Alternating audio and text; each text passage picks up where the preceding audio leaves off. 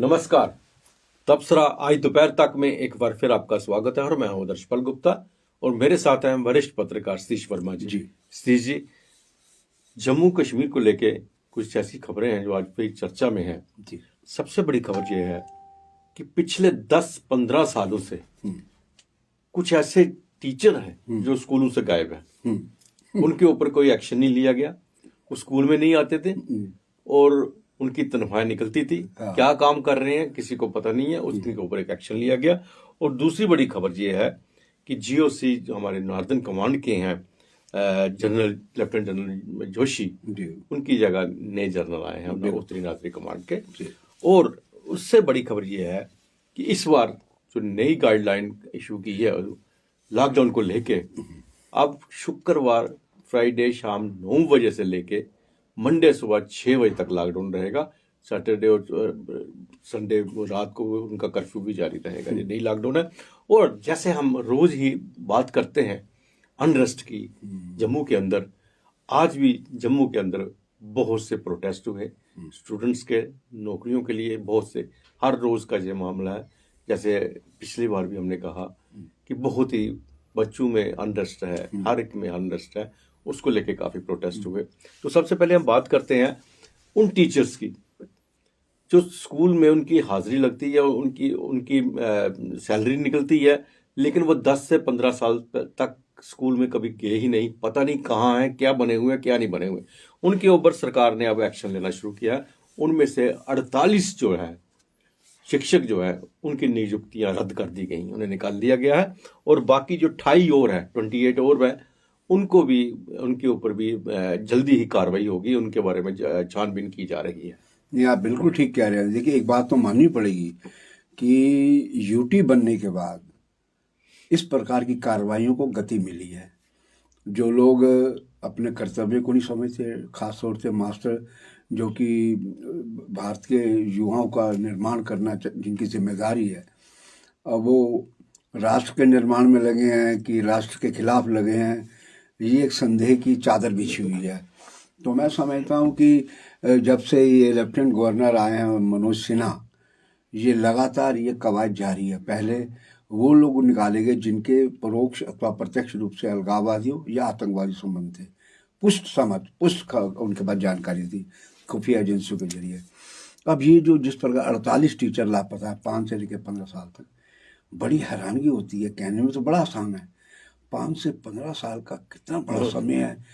मतलब कोई कार्रवाई नहीं कि वो क्या कर रहे हैं, स्मगलिंग कर रहे हैं या कोई ऐसा पुण्य काम कर रहे हैं या राष्ट्र विरोधी, कोई है ही नहीं।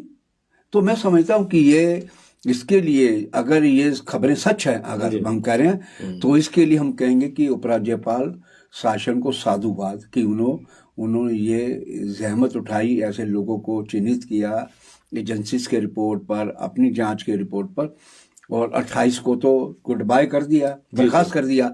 बाकी को कारण बताओ नोटिस का पूछा गया है कि भाई साहब जरा बताइए थे आप कौन से रेस्टोरेंट या घर में या कौन से ठिकाने में बैठे हैं, हमें तो बताओ, दफ्तर में आप दिखाई नहीं देते। तो मैं समझता हूँ उनके खिलाफ भी इसी प्रकार की कार्रवाई होने जा रही है। इससे पहले आपको पता ही, इससे पहले भी 3-4 ऐसी बड़ी कार्रवाई हुई है।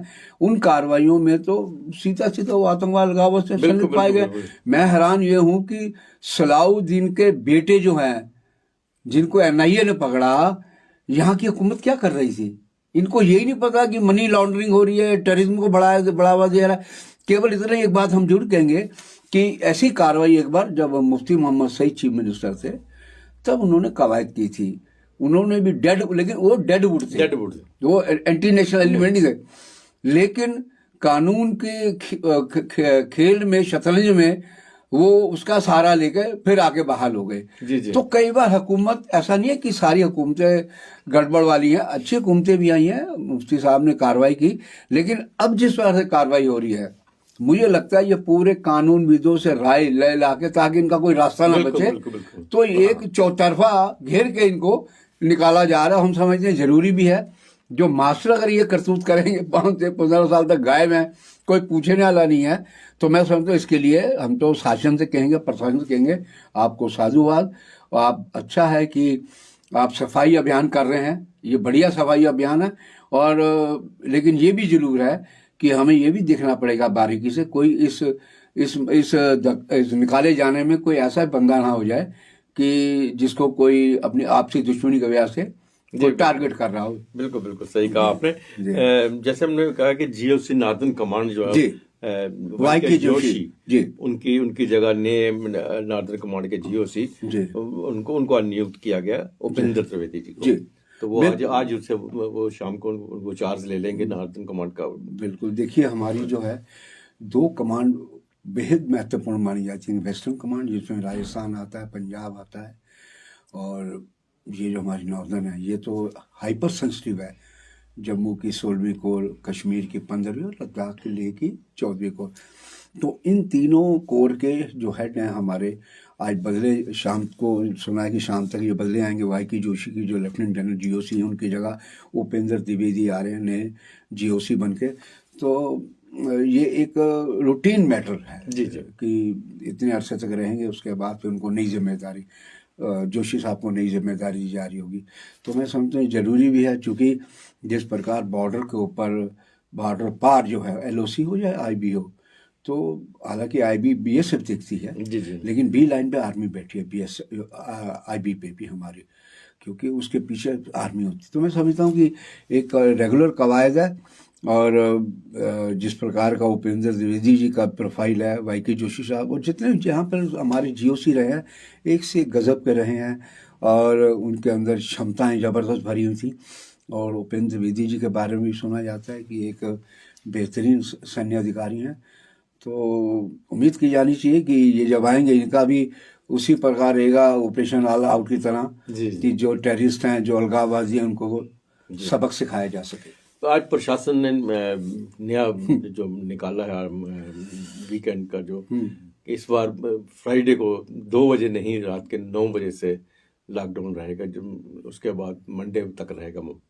तो इस बीच में रात का जो कर्फ्यू रहेगा, तो इन्होंने 1 हफ्ता पहले निकाल तो दिया है। अब बीच में क्या तब्दीलियां आती हैं क्या नहीं है वो कोई पता नहीं है इनका। नहीं, बिल्कुल आप ठीक कह रहे हैं। पिछले 2 हफ्ते तो 2 बजे के चक्कर में बड़ा कंफ्यूजन रहा, लेकिन यह है कि चैम्बर की वजह इन्वॉल्व होने की वजह से वो बाद में ये हुआ जी गैर जरूरी जो है 9 बजे तक चल सकता है। मैं समझता हूँ ये अच्छा है, अगर ये 9 बजे से किया है तो इस पे अब शासन प्रशासन को अडिग रहना चाहिए ताकि किसी प्रकार की कंफ्यूजन ना, चूंकि पिछले 2 बार कंफ्यूजन क्रिएट हुआ।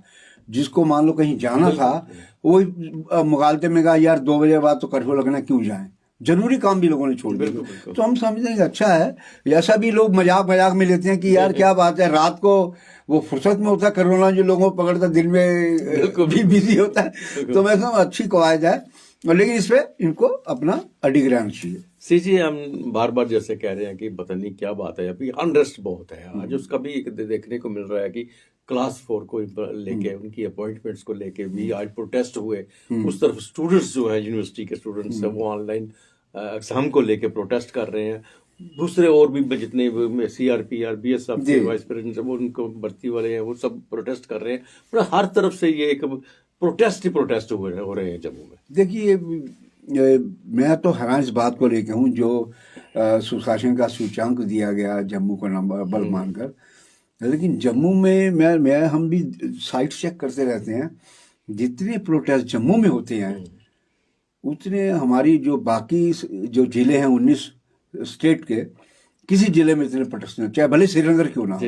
ये अलग बात है कि श्रीनगर में पैरामिलिट्री फोर्स की डिप्लॉयमेंट हैवी है, तो वहाँ ये भी आशंका रहती है कि उसमें कोई घुस के मिलिटेंट या दूसरा, इसलिए वहाँ पर पाबंदी टाइप है। लेकिन जम्मू में जितने प्रोटेस्ट होते हैं, आपने बताया जिस तरह क्लास 4 की नौकरी पाने के लिए बच्चे, पढ़े अच्छे घरों के बच्चे, पढ़े लिखे बच्चे नौकरी के लिए लोग चीखते चिल्लाते हैं, सड़कों पे आते हैं, बच्चियाँ आती हैं। तो यह वास्तव में बड़ा एक चिंता और दुखद विषय है। इस पे सरकार को एक जरूर नजर मारनी चाहिए गंभीरता। दूसरा, जिस आपने कहा कि जब आप पढ़ाई ऑनलाइन कर सकते हैं तो परीक्षा ऑनलाइन क्यों नहीं हो सकती? बिल्कुल। तो वो भी अपनी जगह अपनी मांग को लेकर आंदोलित है। तो मैं समझता हूँ ये सब चीजें कहीं ना कहीं समन्वय के अभाव में लग रहा है, मुझे कहीं गड़बड़ी लग रही है। और उपराज्यपाल एक पॉलिटिकल सोच के आदमी है और उनके आने के बाद हमने बहुत सी जब परिवर्तित हो देखी है एक सकारात्मक दिशा में। हम समझते हैं ये दोनों विषय बड़े गंभीर हैं, नौकरी का, क्लास 4 का, और ये जो दिल्ली यूनिवर्सिटी Students के का। लेकर। तो इस पे भी इनको कोई ना कोई जल्द से जल्द समाधान निकालना चाहिए। निजी देखिए, यहाँ जम्मू से अब देश भर के अखबारों में छपा कि सुशासन में सूचांक जम्मू जिले को मिला है, लेकिन जब देश के यहाँ टूरिस्ट आता है, श्रद्धालु आता है, उसकी अगर नज़र प्रेस क्लब के बाहर पड़े कि जहाँ हल्ला नारे हो रहे हैं, क्योंकि यार ये प्रदर्शन भी हो रहे हैं, फिर भी सुशासन की बात कही जा रही है, तो ये थोड़ी कहीं ना कहीं लगता है कि लोगों बिहार को वाला लगता सुशासन भी होता है। लोगों को लगता है कि यार कहीं कुछ गड़बड़ी है। तो हम समझते हैं हालांकि गड़बड़ी ही नहीं है, क्योंकि बहुत सी चीज़ें देखी जाती है। हम समझते हैं कि इसके ऊपर चीफ सेक्रेटरी साहब हो, या डिपकॉम साहब हो, या डीसी हो, या लेफ्टिनेंट गवर्नर साहब हो, उनको इस पर सोचना चाहिए। ये बच्चे हमारे कल के भविष्य हैं। इनको क्लास 4 की कोई आपसे कोई सेक्शन ऑफिसर की नौकरी नहीं मांग रहे, क्लास 4 के बच्चे हैं, उनको देनी चाहिए नौकरी, क्या दिक्कत है। सीसी डोगरा फ्रंट के अशोक गुप्ता जो प्रेसिडेंट है, जी, उन्होंने आज एक प्रेस कॉन्फ्रेंस की है जी, और भूमि विवाद को लेके उन्होंने पहले भी 2-3 बार प्रेस कॉन्फ्रेंस की, लेकिन पहले उनका नजरिया एक तरफ था कि यहाँ पे जो कब्जा किया रूपनगर वाला उसी के ऊपर था। लेकिन आज उन्होंने पहली बार ये बोला है कि जम्मू के अंदर उन सब से भूमि खाली करवाई जाए जिनने नाजायज कब्जा किया, चाहे हिंदू है, मुस्लिम है, सिख है, जैसा ही। यहाँ तक उन्होंने यहाँ के पूर्व मंत्री हैं जो 3 जिन्होंने जिनके जब विवादों में छाए हुए हैं इस वक्त, उनका नाम लेके भी कहा है कि उनसे भी खाली करवाएं अगर उन्होंने नाजायज कब्जा किया है। नहीं, एक बात ठीक है। देखिए, आज जो स्टेटमेंट लग रहा है कि हाँ थोड़ा ये धर्मनिरपेक्षता की ओर बढ़ रहे हैं। पहले इनके बारे में आरोप लगता था कि लगता है इन्होंने कोई विशेष चश्मा लगा रखा है संप्रदाय विशेष का, ये एक ही संप्रदाय में हमला करते हैं। लेकिन ये अच्छी बात है। देखिए, बदमाश तो बदमाश है, अपराधी अपराधी है, और अगर कोई कानून का उल्लंघन करता है अब उसको उसकी धर्म से नहीं बचाना जाना चाहिए। मैं समझता हूँ जिसने गुनाह किया है वो गुनाहगार है।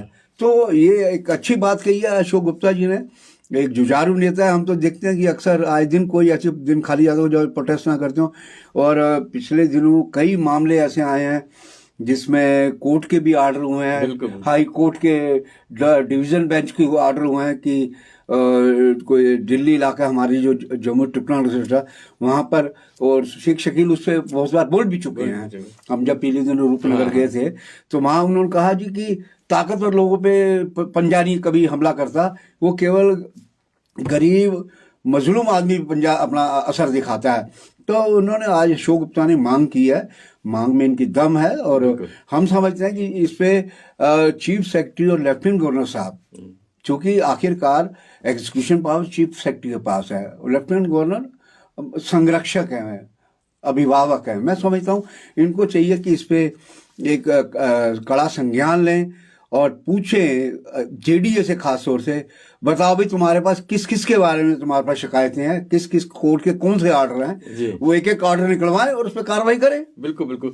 श्री जी, एक अपने हमारे पार्षद जो गंग्याल से हैं बलदेव सिंह बलोरिया जी, उन्होंने भी एक प्रेस कॉन्फ्रेंस करके कहा राजीव गांधी जो हॉस्पिटल है गंग्याल में है जी, उसको अपग्रेड तो किया गया है, काफी किया गया, लेकिन उन्होंने ये भी कहा है कि इसे कम से कम वहां का जो ऑपरेशन थिएटर्स हैं व दूसरी चीजें हैं जो सब इतनी होनी चाहिए कि वहां के लोगों को जीएमसी में जाने की जरूरत ना पड़े। क्योंकि ये फैक्ट है कि अगर हमारे जितने भी डिस्ट्रिक्ट हॉस्पिटल हैं, जो सब हॉस्पिटल है, वो इस काबिल हो जाए कि हर किस्म का ट्रीटमेंट किया जाए तो जीएमसी का रश कम हो जाएगा, लोड कम हो जाएगा। बहुत ज्यादा लोड है जीएमसी में, और प्रॉपर ट्रीटमेंट भी वहां नहीं मिलता। जब बहुत ज्यादा एक एक बेड पे 2-2 3-3 बंदे लेटे हुए हैं, इमरजेंसी में प्रॉब्लम है, तो डेफिनेटली ये डिपेंड करता है कि हमारे बाकी के जो हॉस्पिटल है, हर हॉस्पिटल जो है रेफर हॉस्पिटल बन चुका है। बिल्कुल बिल्कुल। इसके पास भी कोई पेशेंट आता है जीएमसी में रेफर कर दो, वो अपने से जान छुड़वा के वहां भेज देते हैं। तो ये जितने भी डिस्ट्रिक्ट हॉस्पिटल या सब डिस्ट्रिक्ट हॉस्पिटल हैं, इनको इस काबिल बनाया जाए। इसके लिए आज उन्होंने बड़ी अच्छी बात की है। मैं बताता हूँ, राजीव गांधी हॉस्पिटल जो है ये बहुत पुराना हॉस्पिटल है जी, ये बागलियाना विलेज बागलियाना में बना हुआ है, और सबसे पहले जहाँ कुष्ठ रोगियों के लिए ये हॉस्पिटल होता था, वहां पे और कोई सुविधाएं नहीं थी, लेकिन अब जो है काफी सुविधाएं हो गई हैं वहां पे भी, उसको हॉस्पिटल को अपग्रेड किया गया है जी। और अब ये इनकी जैसे कोशिश की है, उन्होंने एक डिमांड किया कि इस हॉस्पिटल को और भी आगे बढ़ाया जाए ताकि इस एरिया के जितने भी पेशेंट हैं उनको गवर्नमेंट मेडिकल कॉलेज में ना जाना पड़े, यहीं पे उनका इलाज हो। नहीं, बिल्कुल। हम देखते हैं कि बलोरिया भी लगातार जन मुद्दों को लेकर आंदोलित रहते हैं, मांग करते रहते हैं। आंदोलन का मतलब ओपोजिशन की तरह आंदोलन नहीं, मांग उठाते मांग रहते उठाते रहते हैं। हैं। और ये उनकी बड़ी वाजिब डिमांड है कि देखिए, आपने ठीक कहा कि देखिए ना, जम्मू प्रोविंस में कोई डोडा, कोई पुंछ, कोई किश्तवाड़, कोई रामबन, कोई रजौरी, मतलब कोई कठुआ, यहाँ तक कोई बड़ा मसला होता है,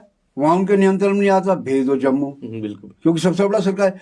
और वो ये नहीं सोचते कि यहाँ भी डॉक्टरों की एक सीमा है, मेडिकल स्टाफ की एक सीमा है। आप यहाँ पर ओवरलोड करेंगे, रश करेंगे, तो मैं सोचता हूँ सभी मरीजों के साथ इंसाफ नहीं हो पाता। इनकी मांग सही है कि इसको आप अपग्रेड कीजिए, वो सुविधाएं दीजिए जो उप जिला अस्पताल है या तहसील अस्पताल है, ताकि कम से कम मामले जीएमसी रेफर किए जाएं। तो ये उनकी अच्छी मांग है, हम समझते हैं। इसको भी जो कमिश्नर सेक्रेटरी हेल्थ है या प्रिंसिपल सेक्रेटरी हेल्थ है और चीफ सेक्रेटरी साहब हैं, डिप कॉम है, ये जो जिम्मेदार लोग बड़े पदों में, डीसी साहब, इनको इसको मामले को परसू करके और इनकी मांग पर गौर करना चाहिए। तो ये था तबसरा आज दोपहर तक का। बाकी खबरों के लिए आप देखते रहें पीपी न्यूज लाइन। नमस्कार।